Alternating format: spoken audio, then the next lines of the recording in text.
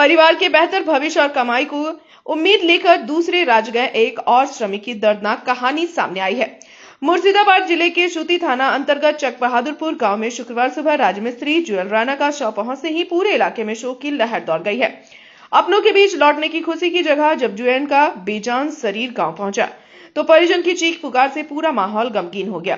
पारिवारिक और स्थानीय सूत्रों के अनुसार जुएल राणा काम के सिलसिले में ओडिशा गए हुए थे। आरोप है कि वहां उनके साथ बेरहमी से मारपीट की गई, जिसके परिणाम स्वरूप उनकी मृत्यु हो गई।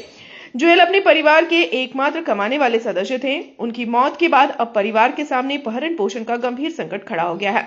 घटना की सूचना मिलने पर स्तुति के विधायक इमानी विश्वास तृणमूल कांग्रेस के प्रतिनिधियों के साथ शुक्रवार सुबह मृतक के घर पहुंचे। उन्होंने शोक संतप्त परिवार से मुलाकात की और उन्हें हर संभव मदद का आश्वासन दिया। विधायक ने इस घटना पर गहरा दुख व्यक्त किया है। जुएल के अंतिम दर्शन के लिए उनके घर पर रिश्तेदारों और ग्रामीणों की भारी भीड़ उमड़ पड़ी, जहां एक और परिवार के सदस्यों का रो रो कर बुरा हाल है। वहीं दूसरी ओर इस घटना को लेकर ग्रामीणों में भारी आक्रोश भी देखा जा रहा है।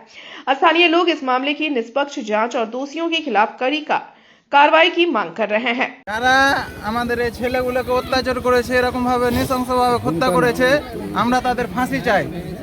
সরকারের আইনকে, প্রশাসনকে, পুলিশকে জানাই আইনিক ব্যবস্থা নিতে হবে। সমস্ত পুলিশ প্রশাসন, উড়িষ্যার পুলিশ প্রশাসনকেও বলতে চাই, আমাদের এখানকার সরকার যে আছে, মমতা যে আছে, তাদেরকেও বলতে চাই, আমাদের ছেলেগুলোকে নৃশংসভাবে বাংলা কথা বলার কারণে হত্যা করছে, গুলি করে মারছে, পেটে চাকু ঢুকে মারছে। সম্বলপুর থেকে কিছুদিন আগে আমরা 10-12 জনকে, আমি গেছিলাম, আমার ভাই গেছিল, আমার বোনেরাকে মেরে তাড়িয়ে দিয়েছে।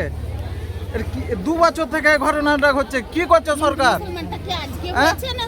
শুধু বাংলা কথা বলছি, এই কারণে আমাদেরকে এরকম ভাবে অত্যাচার করছে, বাংলা কথা বলার কারণে। আমরা বেঙ্গলি, কিন্তু বাংলাদেশি ভাবে আমাদেরকে এরকম ভাবে মারছে। পরিস্থিতি আপনার সবই জানছেন, সবই বুঝছেন। আমরা বাঙালি, আমরা ভারতবাসী, ইন্ডিয়ান। বাংলার বহু মানুষ, কেউ পরিযায়ী শ্রমিক, কেউ বিজনেসের ক্ষেত্রে, কেউ ব্যবসা ক্ষেত্রে বিভিন্ন রাজ্যে, আমরা ভারতের বিভিন্ন জায়গায় আমরা কর্মক্ষেত্রে যাই। যেখানে ভারতবর্ষে ডবল ইঞ্জিনের সরকার আছে, বিজেপি শাসিত রাজ্য আছে, সে ছত্তিশগড় বলেন, উড়িষ্যা বলেন, মধ্যপ্রদেশ বলেন, আসাম বলেন, আপনার উত্তরপ্রদেশ বলেন, হরিয়ানা বলেন, রাজস্থান বলেন, সমস্ত রাজ্যে বাঙালি বাংলায় কথা বলতে গেলেই তাদেরকে আঘাত করছে। এর আগেও বহু ঘটনা ঘটিয়েছে সেই রাজ্যগুলিতে। আমি একটা কথা বলতে চাই, আমাদের বাংলার মুখ্যমন্ত্রী মমতা বন্দ্যোপাধ্যায় সেই পরিবারের পাশে বিগত দিনও ছিল, এখনো আছে। সেইভাবে 100% সেইভাবে সহযোগিতা করে এসছেন এবং আসছেন। এই বডিকে আনা থেকে নিয়ে আমরা যখন থেকে শুনেছি, আমাদের রাজ্য সরকার তৎপর হয়ে তার বডি নিয়ে আসার ব্যবস্থা আমরা করেছি।